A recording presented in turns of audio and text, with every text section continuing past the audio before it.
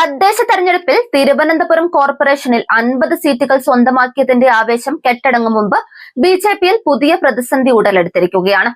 തെരഞ്ഞെടുപ്പുകളിലെ സ്ഥാനാർത്ഥി നിർണയത്തിൽ പാർട്ടിയിലെ നാളിതുവരെയുള്ള കീഴ്വഴക്കങ്ങൾ ലംഘിക്കപ്പെട്ടിരിക്കുകയാണ്. പാർട്ടിയിൽ ഇങ്ങനെയൊരു സംഭവം കേട്ടുകേൾവിയില്ലാത്തതാണ്. തദ്ദേശ തെരഞ്ഞെടുപ്പിൽ പോലും സ്വയം സ്ഥാനാർത്ഥി പ്രഖ്യാപനം പാടില്ലെന്നും സ്ഥാനാർത്ഥികളെ ഔദ്യോഗികമായി പ്രഖ്യാപിക്കും മുമ്പ് സമൂഹ മാധ്യമങ്ങളിലൂടെ പോലും പ്രചാരണം നടത്തരുതെന്നും കർശന നിർദ്ദേശം നൽകിയ പാർട്ടിയാണ് ബിജെപി. ഒരു വാർഡിലേക്ക് 3 മുതൽ 5 വരെ പേരുകൾ സ്ഥാനാർത്ഥികളായി പരിഗണിക്കണമെന്ന് കീഴ്ഘടകങ്ങൾക്ക് നിർദ്ദേശം നൽകിയ നേതൃത്വമുള്ള പാർട്ടിയിലാണ് ഈ സംഭവങ്ങൾ അരങ്ങേറുന്നത്. വ്യത്യസ്തതയുള്ള പാർട്ടി എന്ന ബിജെപിയുടെ അവകാശവാദമാണ് പൊളിഞ്ഞിരിക്കുന്നത്. നേമത്ത് മത്സരിക്കുമെന്ന് സംസ്ഥാന പ്രസിഡന്റ് രാജീവ് ചന്ദ്രശേഖറും കഴക്കൂട്ടത്ത് മത്സരിക്കുമെന്ന് മുൻ കേന്ദ്രമന്ത്രി വി മുരളീധരനും സ്വയം പ്രഖ്യാപിച്ചതോടെ പാർട്ടിയുടെ സ്ഥാനാർത്ഥി പ്രഖ്യാപനത്തിലെ പതിവ് രീതിയാണ് തെറ്റിയത്. മുതിർന്ന നേതാക്കൾ അടക്കമുള്ളവരോട് ഓരോ മണ്ഡലങ്ങൾ കേന്ദ്രീകരിച്ച് പ്രവർത്തിക്കാൻ നേതൃത്വം നിർദ്ദേശിക്കുമെങ്കിലും സ്ഥാനാർത്ഥിയായി പ്രഖ്യാപിക്കുന്നത് പാർട്ടി പാർലമെന്ററി ബോർഡിനെയും കേന്ദ്ര തെരഞ്ഞെടുപ്പ് സമിതിയുടെയും അനുമതിക്ക് ശേഷം മാത്രമായിരിക്കണം. എന്നാൽ ഈ പതിവ് തെറ്റിച്ചാണ് ഇക്കുറി നിയമസഭാ തെരഞ്ഞെടുപ്പിൽ നേതാക്കളുടെ സ്വയം സ്ഥാനാർത്ഥി പ്രഖ്യാപനം.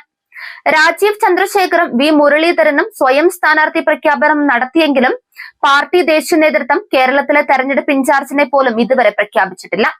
കേരളത്തിന്റെ പ്രഭാരിയായ മുൻ കേന്ദ്രമന്ത്രി പ്രകാശ് ജാവ്ദേക്കർ ആകട്ടെ ഇതുവരെ നിയമസഭാ തെരഞ്ഞെടുപ്പിലെ സ്ഥാനാർത്ഥികളെ കുറിച്ച് പ്രതികരിച്ചിട്ട് പോലുമില്ല.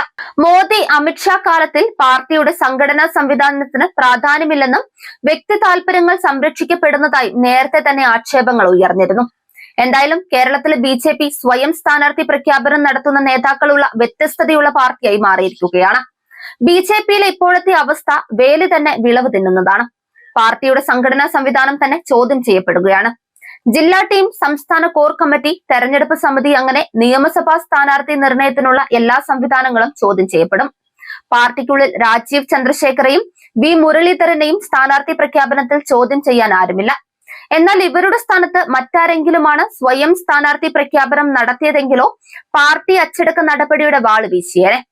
ബിജെപി ഇപ്പോൾ ഇങ്ങനെയാകുമ്പോൾ ഇനി അങ്ങോട്ട് കൂടുതൽ നേതാക്കൾ സ്വയം സ്ഥാനാർത്ഥി നിർണയം നടത്തുമോ എന്നാണ് അച്ചടക്കമുള്ള പാർട്ടി പ്രവർത്തകർ ഉറ്റുനോക്കുന്നത്. പാർട്ടിയിൽ പുതിയ കീഴ്വഴക്കങ്ങൾ ഉണ്ടാകുന്നു എന്ന് മനസ്സിലാക്കി നിശബ്ദത പാലിക്കുന്നതാണ് നല്ലതെന്ന തിരിച്ചറിവാണ് പ്രവർത്തകർക്ക് ഇപ്പോൾ ഉള്ളത്. പ്രധാനമന്ത്രി മോദി പോലും സ്വയം സ്ഥാനാർത്ഥി പ്രഖ്യാപനം നടത്താൻ തയ്യാറാകാത്ത പാർട്ടിയിലാണ് ഈ സംഭവ വികാസങ്ങൾ എന്നതാണ് ശ്രദ്ധേയം. പാർട്ടിക്ക് മുകളിൽ നേതാക്കൾ വളരുകയും തീരുമാനങ്ങൾ അടിച്ചേൽപ്പിക്കുകയും ചെയ്യുന്ന കാഴ്ചയും ബിജെപി വ്യത്യസ്തമാക്കിയിട്ടുണ്ട്.